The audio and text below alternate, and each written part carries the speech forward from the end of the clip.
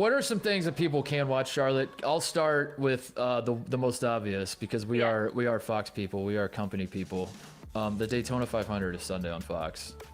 Okay, first of all, my galaxy brain take for this is that people need to give NASCAR more of a shot. I feel like people hear NASCAR, if you didn't grow up with it, or if you haven't been to a race, or if you haven't, before I went to a race 3 or 4 years ago, I had absolutely no idea what was going on. Yeah. And then if you get into it, the whole thing about, you could be a sports fan of any sport, just like read up a little bit, and then you'll feel like you're a little bit in the know.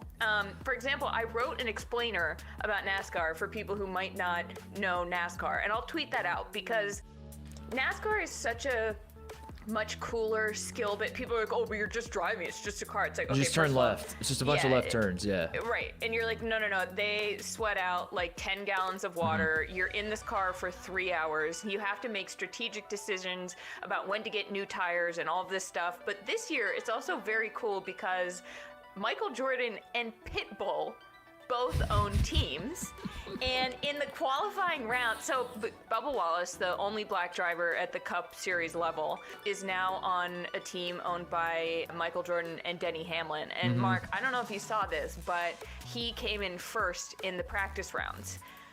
Bubba Wallace did? Which is so cool because what I don't think a lot of people realize is that the car makes such a huge difference. Like if you're in a top tier car, you actually have a shot. If you're not, you're lucky to place like 19th. Right. And so it's very cool to me that, you finally get Bubba in a good car and he's like, oh yeah, I'm gonna have the fastest lap. He went 199 miles per hour. Denny Hamlin has won the last 2 Daytona 500, so that might check out that the man knows something about that track. He's won 3 out of the last 5. Chase Elliott is your defending Cup Series winner. He is Bill Elliott's son. He's a legacy guy, so that's interesting. Also, Ryan Newman. People forget this. You want to talk about 2020 being a long year, and a lot happened, and we all forgot about it. Oh my God, that's that right, was last Ryan year. Newman. The Ryan Newman crash at the Daytona 500 was last year, and yeah. Whoa. Yeah, that's wild, right? That was last year, Ryan Newman.